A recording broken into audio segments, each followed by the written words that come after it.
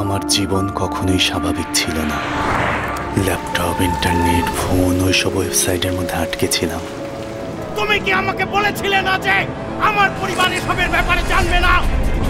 তোমার কত বড় স্পর্ধা, তুমি আমার সামনে আমার সাহায্য নিয়ে মানুষ খুন করেছো।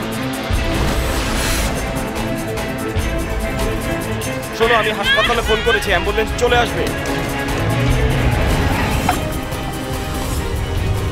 তুমি নাদের সিরাজের কম্পিউটার হ্যাক করেছো। আরমিন, কি হয়েছে?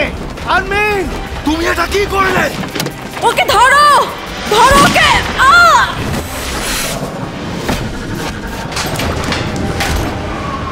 তোমাদের অনুভূতি প্রতিদিন বদলায়, কিন্তু আমার অনুভূতি কখনো বদলায় না। আমি কি করব না করব সে সিদ্ধান্ত অন্য কেউ ঠিক করবে না। তুমি তোমার কাজ করো, আমি আমার কাজ করব। ওকে ধরতে পারিনি, এর মধ্যে একটা গুলির আওয়াজ শুনলাম। ব্লু হোয়েল দেখবেন রাজধানী টিভির পর্দায়।